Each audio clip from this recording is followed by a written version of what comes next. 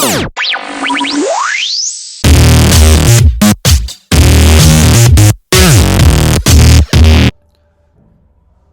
And welcome to it's व्यापारी और मैं हूँ ऋषभ चैवन।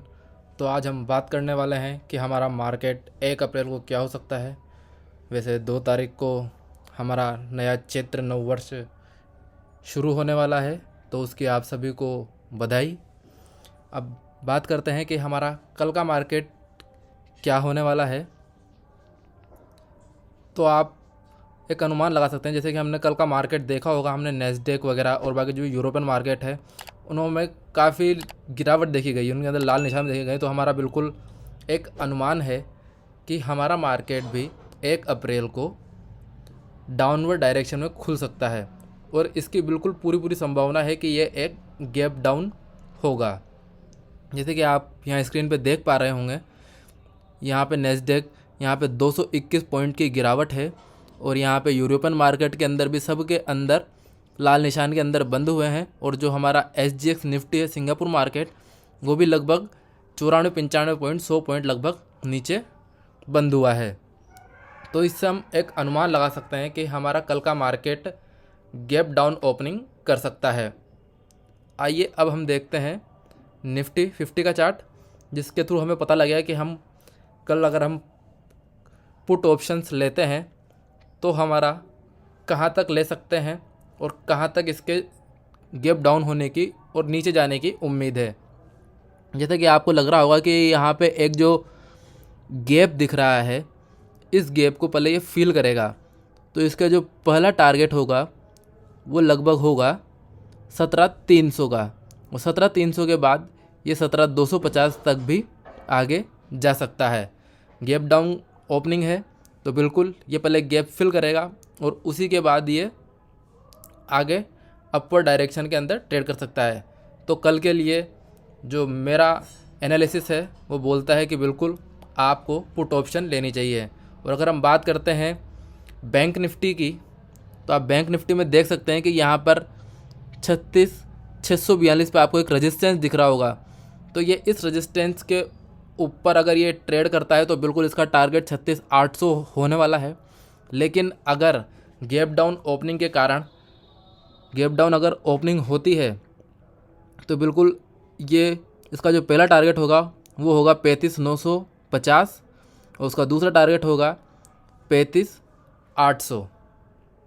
आइए अब हम बात करते हैं कुछ स्टॉक्स की जो हम इंट्राडे और स्विंग ट्रेड के लिए ले सकते हैं।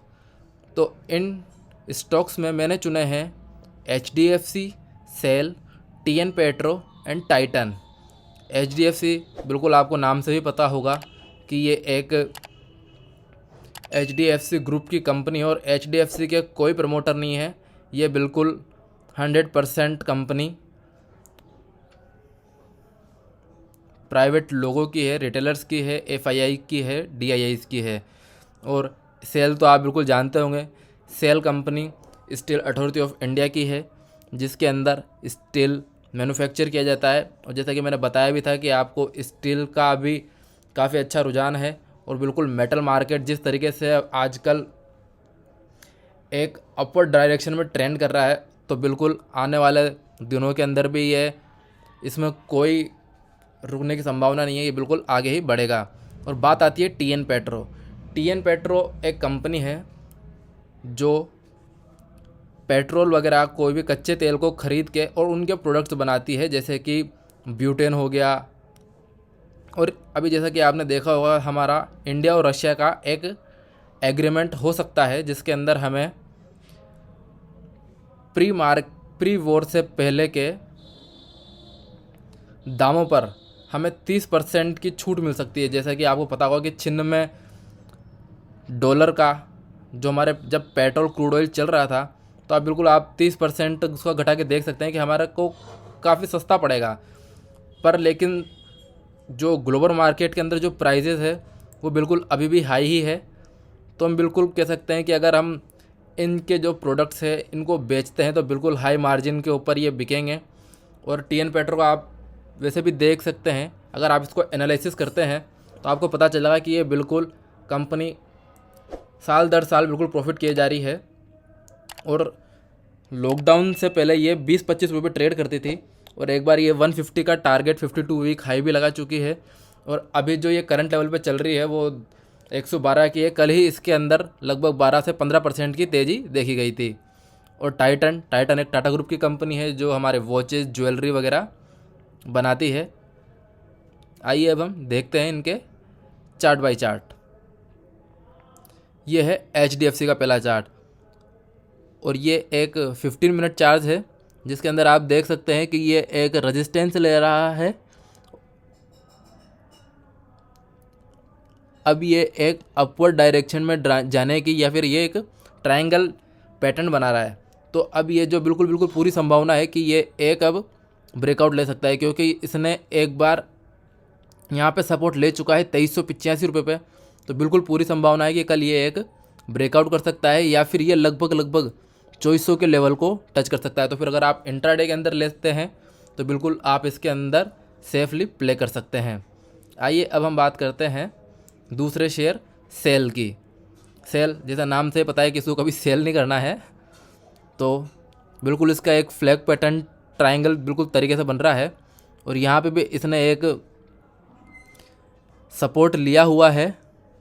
अब आप बिल्कुल देख सकते हैं लगभग इसका 98.20-30 पे एक सपोर्ट है और अब बिल्कुल इसकी जो ऊपर जाने की संभावना है बिल्कुल 100% है, जहाँ पर ये बिल्कुल 99 और 100 रुपीज़ के ऊपर ट्रेड कर सकता है। और अगर आप इसके अंदर थोड़ी लॉन्ग पोजीशन एक स्विंग ट्रेड लेना चाहते हैं तो बिल्कुल आप इसके ब्रेकआउट होने का और बाकी रीटेस्टिंग का वेट कर सकते हैं। फिर उसके बाद आप एक बार फिर कर सकते हैं ट्रेड इसके अंदर, क्योंकि आप देख रहे होंगे कि काफ़ी टाइम से ये एक ही रेंज के अंदर रेंज बाउंड होकर ट्रेड कर रहा था। तो आइए अब हम बात करते हैं हमारे तीसरे स्टॉक TN पेट्रो की। TN पेट्रो के अंदर आप देख सकते हैं कि बिल्कुल इसके अंदर ब्रेकआउट हो चुका है। काफ़ी लंबे समय के बाद इसने काफ़ी कंसोलिडेट किया है। ये एक डेली चार्ट है। तो अब आप यहाँ पे देख रहे होंगे इसने चूँकि ये कल ही इसने ब्रेकआउट दिया है तो आप इसका रीटेस्टिंग का वेट करके आप इसके अंदर एक लॉन्ग पोजीशन बना सकते हैं। इसका जो पहला टारगेट होगा वो होगा 140, दूसरा टारगेट होगा 160 और 180। और अगर हम बात करते हैं हमारी तीसरी कंपनी जो है एक टाटा ग्रुप की कंपनी टाइटन भी यहाँ पे आप देख सकते हैं ये 2559 रुपये से लेके 2538 रुपये के बीच के अंदर ये एक रेंज बाउंड के अंदर ही प्ले कर रही है। अगर ये एक बार इसको ब्रेकआउट करती है तो बिल्कुल हम आगे के लिए जा सकते हैं। पर अगर आप इसके अंदर इंट्राडे खेलते हैं तो बिल्कुल इसका पहला टारगेट होगा 2559। तो आप इसके लिए इसको ले सकते हैं। इंट्राडे के लिए ये काफ़ी सूटेबल लग रहा है। Thank you.